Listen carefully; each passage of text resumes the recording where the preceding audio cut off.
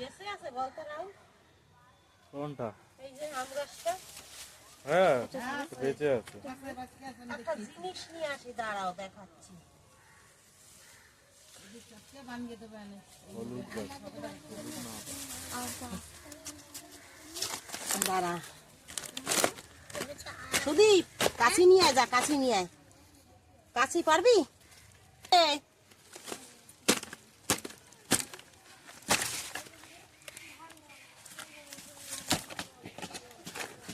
দেখো কৌটাটা ভেঙে গেছে, না হলে না ভাঙতাম, ই করতাম না। মানে দাঁড়া দাঁড়া দাঁড়া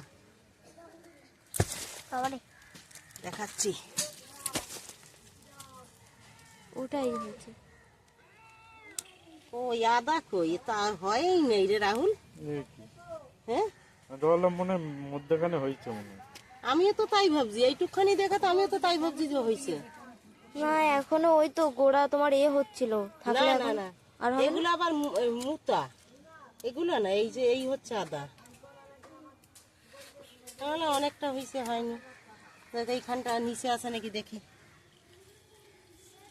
নিচে এই জায়গাটা গাছ মরে গেছে। যাও জি এই যে একটা গাছ বেঁচে আছে, এই দেখছো? ওই যে জলে হবে কি, এত পরিমাণে জল। জল উঠে যায়। এই কি ওরা কি করে এখানে আবার কিছু? এই কি করি?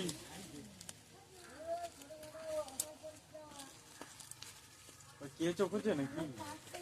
কি জানি, কেঁচো বেড়াইছিল প্রচুর।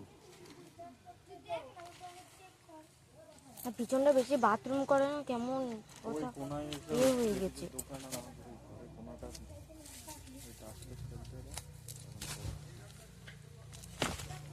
এটাই হয়েছে অনেক। আরে বাবা তাও সেরকম না, এই দেখো মাটি না, গাছ গাছে নষ্ট হয়ে যায়।